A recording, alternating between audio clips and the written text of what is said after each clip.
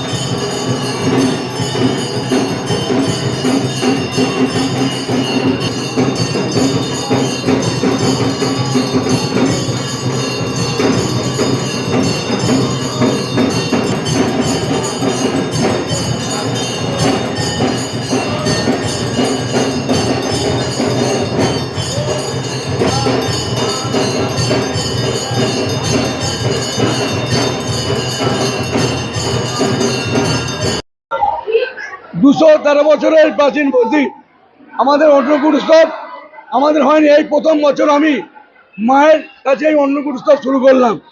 এই অন্নকূট উৎসব যাতে আমি যতদিন বেঁচে থাকবো তো বটেই, সারা প্রজন্ম যাতে এই অন্নকূট উৎসব চালিয়ে যেতে পারে তার জন্য আমি আপ্রাণ চেষ্টা করব।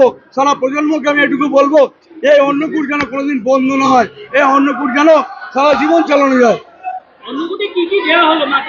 আজকে অন্নকূটে মায়ের কাছে ফ্রাইড রাইস দেওয়া হয়েছে, আলুর দম দেওয়া হয়েছে, চাটনি দেওয়া হয়েছে, 5 রকম ভাজা দেওয়া হয়েছে, মাছ দেওয়া হয়েছে এবং আলুর দম দেওয়া হয়েছে, দই মিষ্টি দেওয়া হয়েছে, পায়েস দেওয়া হয়েছে। হ্যাঁ, এটা আমরা আজকে আমরা 200 কিলোর অন্ন আমরা এখানে ঢেলেছি। 200 কিলোর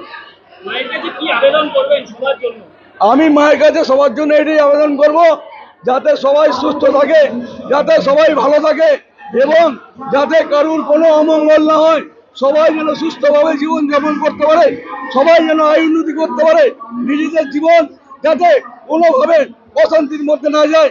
সবাই যেন মায়ের কাছে এসে এই আবেদন করে, মা আমাদের দেখো, আমরা তোমার সাথে আছি, আমি তোমাদের জন্য, তুমি আমাদের জন্য থাকো, আমরা তোমার কাছে আসবো, একটা করে পুজো দেবো এবং আশীর্বাদ চেয়ে নেবো।